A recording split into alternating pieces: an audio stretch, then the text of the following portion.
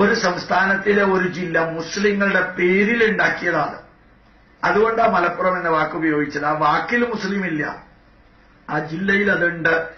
ഏറ്റവും കൂടുതൽ MLA-മാരെ അവിടെ കൂടുതലായിട്ട് ഉണ്ടാവാൻ കാരണം പന്നി പ്രസവിക്കുന്ന മാതിരി ഓരോ വീട്ടിലെ കുട്ടികളെ ഉണ്ടാക്കാൻ 2-3 ഭാര്യമാരെ വെച്ചുകൊണ്ട്. അതുകൊണ്ടാണ് ഞാൻ മലപ്പുറം എന്നുള്ള പേര് ഉപയോഗിച്ചത്. അല്ലാണ്ട് അവിടെയുള്ള ഹിന്ദുക്കളെയോ മുസ്ലിങ്ങളെയോ അവഹേളിക്കാനല്ല.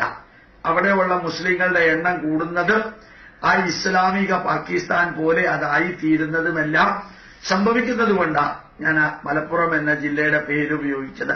ഇനി തിരിച്ച് വിഷയത്തിലേക്ക് വരാം.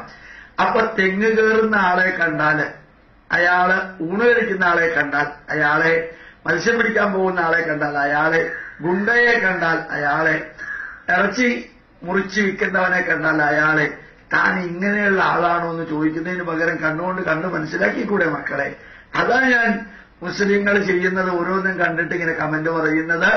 ഖുർആൻ വായിച്ചില്ലെങ്കിൽ പോലും ഖുർആൻ അനുസരിച്ച് ജീവിക്കുന്നവരെ കണ്ടാൽ മനസ്സിലാവുമല്ലോ മക്കളെ എന്ന് ഓരോ മുസ്ലിം യുവാവിനോടും യുവതിയോടും പറയുന്നു എന്ന് കൂടി ഓർമ്മിക്കുക. പ്രണാമം, നമസ്കാരം.